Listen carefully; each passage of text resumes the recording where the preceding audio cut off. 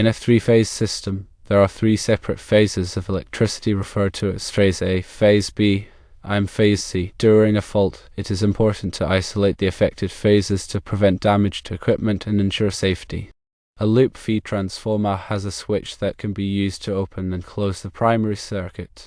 This allows for isolation of any section of the circuit, including the transformer, during a fault. A sectionalizing center is a device that allows for the isolation of a section of a circuit. It is typically used in conjunction with a manhole that provides access to the underground cables. However, in a three-phase system, a sectionalizing center alone does not provide a way to break the primary circuit and isolate all three phases. The question mentions that a sectionalizing center and manhole combination is acceptable for a single-phase transformer. In a single-phase system, there is only one phase of electricity. Therefore, a sectionalizing center alone can be used to isolate the entire circuit during a fault. For a three-phase operation, a loop feed transformer with an internal switch is a better choice than a sectionalizing center and manhole combination because it provides the ability to isolate any section of the circuit, including the transformer, during a fault. The primary function of electrical distribution systems is to deliver electrical power from generating sources to various load centers, maintaining acceptable voltage and frequency levels. These systems typically consist of substations, feeders, distribution transformers, and protective devices. Substations serve as the primary points of voltage transformation and switching, while feeders are the main conductors that carry power from substations to distribution areas. Distribution transformers step down the voltage to levels suitable for residential, commercial, and industrial consumers. Protective devices, such as circuit breakers and fuses, are essential for isolating faults and preventing damage to equipment. In the context of three-phase electrical systems, the configuration of distribution networks plays a crucial role in ensuring reliability and minimizing downtime. Two common configurations are loop feed systems and radial feed systems. A loop feed system, as the name suggests, forms a closed loop where power can be supplied from multiple sources. This configuration enhances reliability because if one source fails, the load can still be supplied from an alternative source. In contrast, a radial feed system has a single source of power for each load, making it more susceptible to outages in the event of a source failure. Loop feed transformers are specifically designed to facilitate loop feed systems. These transformers typically have two primary windings, each connected to a different section of the loop. An internal switch or switching mechanism allows for the isolation of either primary winding, enabling the transformer to be fed from either direction. This feature is particularly useful for isolating faults or performing maintenance without interrupting power to the load. Sectionalizing centers, also known as switchgear assemblies, are used to divide electrical circuits into smaller, manageable sections. These centers contain various switching devices, such as circuit breakers, disconnect switches, and fuses, which allow for the isolation of individual sections of the circuit. Sectionalizing centers are commonly installed in manholes or underground vaults to provide access for maintenance and repairs. In a three-phase system, a sectionalizing center alone may not be sufficient to completely isolate a fault. This is because a fault on one phase can affect the other two phases, potentially causing damage to equipment connected to those phases. To fully isolate a fault in a three-phase system, it is necessary to interrupt all three phases simultaneously. This can be achieved using a three-pole circuit breaker or a combination of single-pole circuit breakers. In contrast, a single-phase system only has one phase of electricity, so a single-pole switching device is sufficient to isolate a fault. The choice between a loop feed transformer with an internal switch and a sectionalizing center depends on the specific requirements of the electrical system. If reliability is a primary concern, a loop feed transformer is generally preferred. This configuration provides redundancy and allows for the isolation of faults without interrupting power to the load.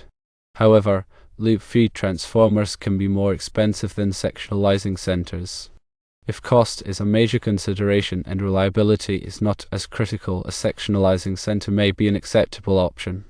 In this case, it is important to ensure that the sectionalizing center is equipped with appropriate switching devices to isolate all three phases of the system in the event of a fault. Furthermore, the coordination of protective devices is crucial for ensuring the effectiveness of fault isolation.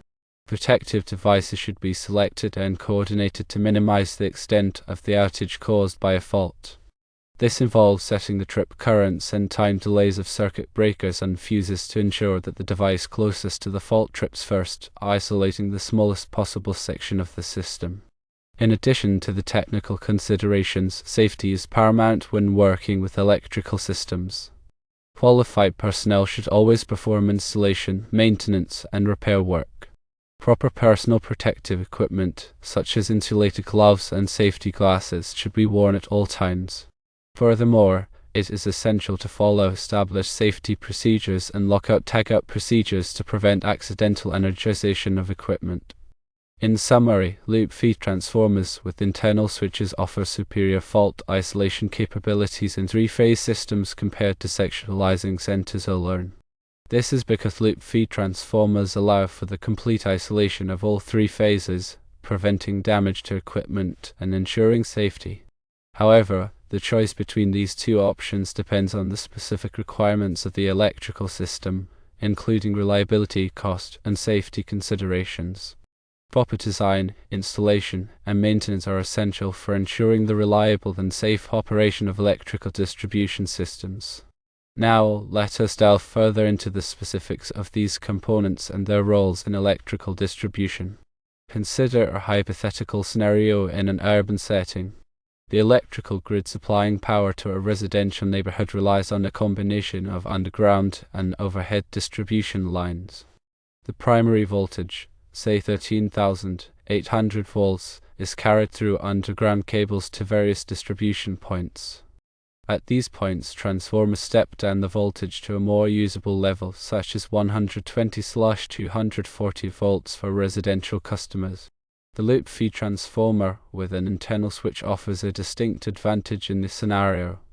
Because the neighborhood is fed from a loop, power can be supplied from either direction. Imagine a cable fault occurs on one section of the loop.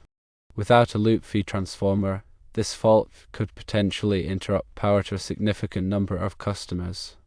However, with a loop feed transformer, the internal switch can isolate the faulty section, allowing power to be supplied from the other direction, thus minimizing the outage area. The sectionalizing center, in this context, acts as a distribution point where multiple circuits branch out to serve individual homes or blocks. It contains circuit breakers and other protective devices that trip in the event of an overload or short circuit. However, the sectionalizing center itself does not provide the ability to isolate the primary feed to the transformer, which is where the loop feed transformer comes into play. The key difference lies in the ability to isolate the primary circuit. With a loop feed transformer, the internal switch can disconnect the transformer from the primary feed, allowing for safe maintenance or repairs without affecting the rest of the system.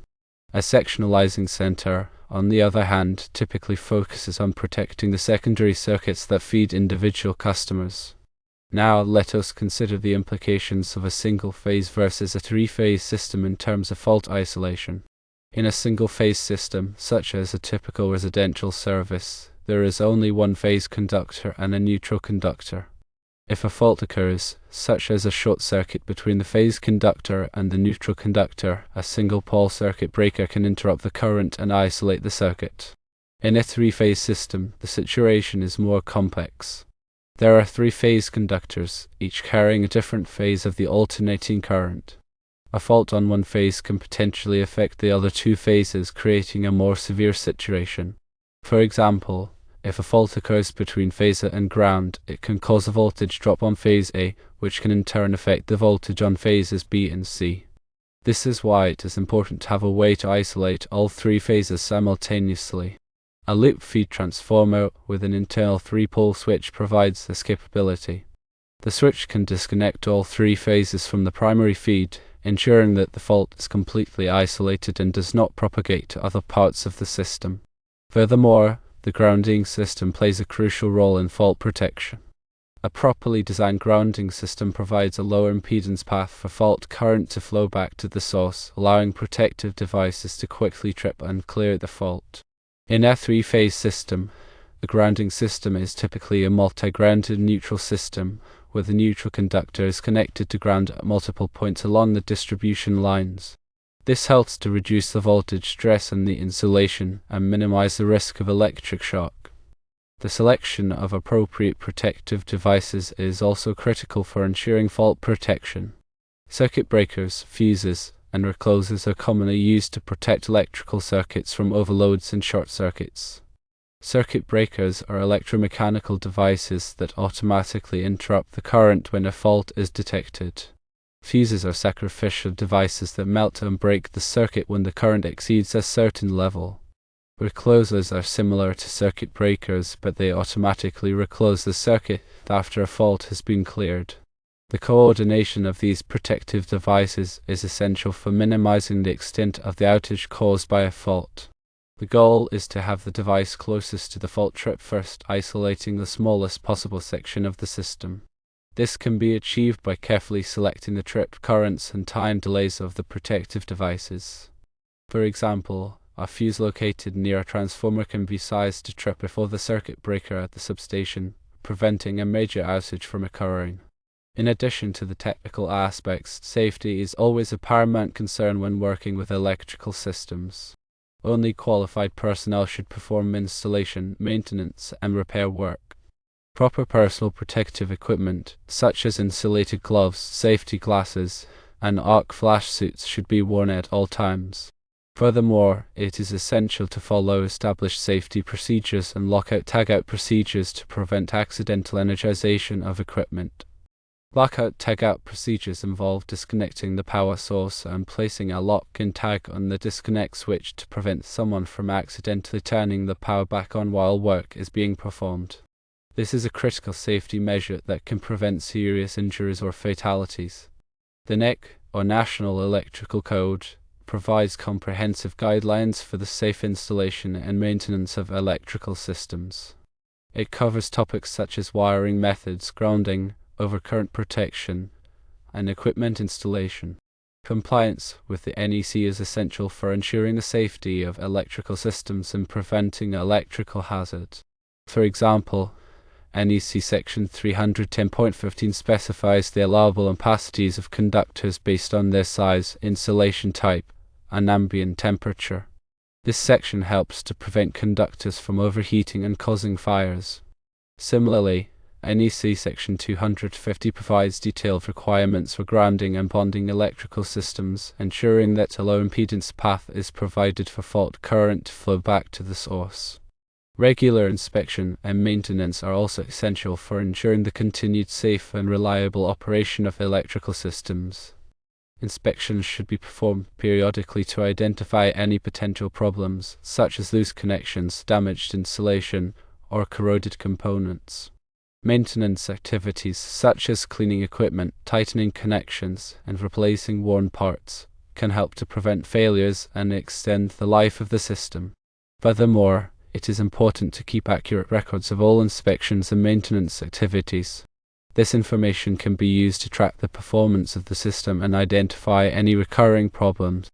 In conclusion, the selection of appropriate equipment and the implementation of proper safety procedures are critical for ensuring the safe and reliable operation of electrical distribution systems. Loop feed transformers with internal switches offer superior fault isolation capabilities in three-phase systems, while sectionalizing centers provide protection for secondary circuits. Compliance with the NEC and regular inspection and maintenance are essential for preventing electrical hazards and ensuring the longevity of the system. Let us now address some specific aspects related to the installation and operation of these systems. When installing a loop feed transformer, it is important to ensure that the primary windings are properly connected to the loop. The transformer should be installed in a location that is easily accessible for maintenance and repairs. The internal switch should be tested to ensure that it operates correctly and that it can effectively isolate the transformer from the primary feed. The transformer should also be properly grounded to provide a low impedance path for fault current to flow back to the source. The grounding conductor should be sized according to the NEC requirements and should be connected to a grounding electrode system that meets the requirements of the local utility. When installing a sectionalizing center, it is important to ensure that the circuit breakers and other protective devices are properly sized and coordinated. The sectionalizing center should be installed in a location that is protected from the elements and that is easily accessible for maintenance and repairs. The circuit breakers should be tested to ensure that they trip correctly in the event of an overload or short circuit. The sectionalizing center should also be properly grounded to provide a low impedance path for fault current to flow back to the source. The grounding conductor should be sized according to the NEC requirements and should be connected to a grounding electrode system that meets the requirements of the local utility. When operating a loop feed system, it is important to monitor the voltage and current levels on each section of the loop. This can help to detect any potential problems, such as overloaded circuits or failing equipment. The internal switches should be operated periodically to ensure that they are functioning correctly.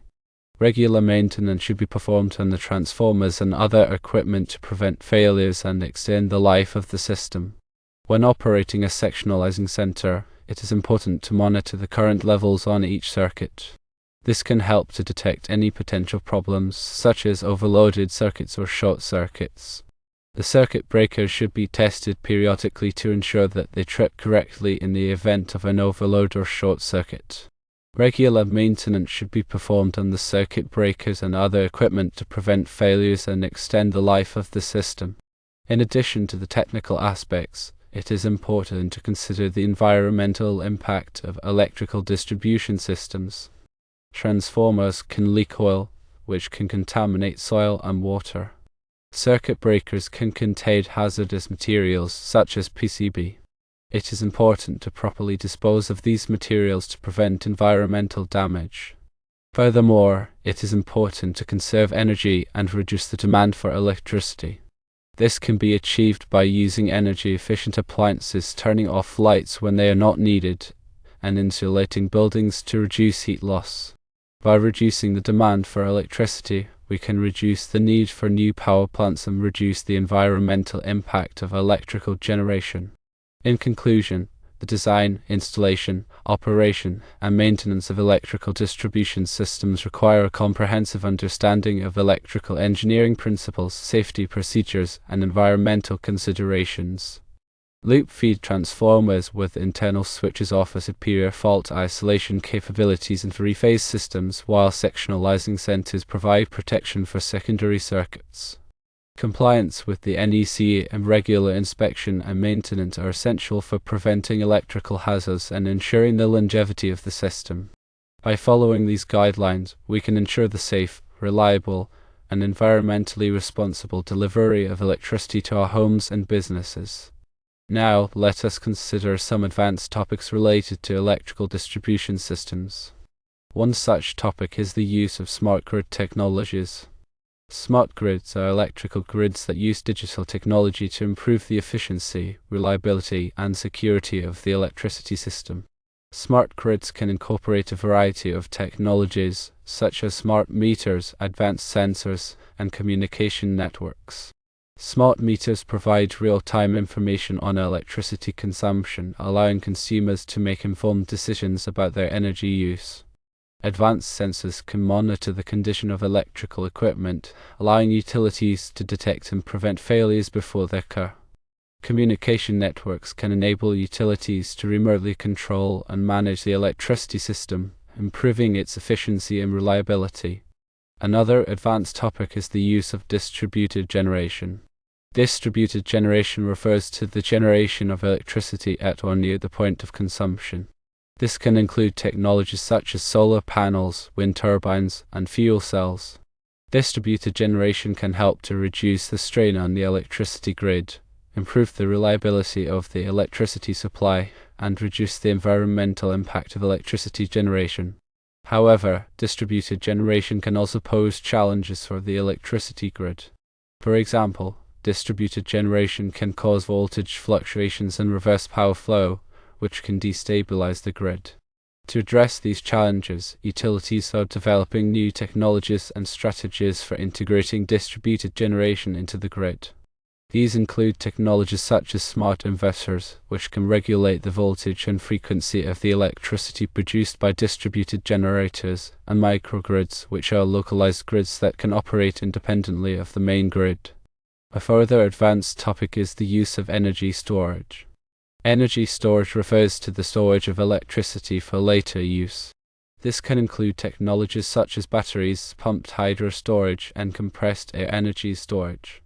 Energy storage can help to smooth out the fluctuations in electricity demand, improve the reliability of the electricity supply, and enable the integration of renewable energy sources.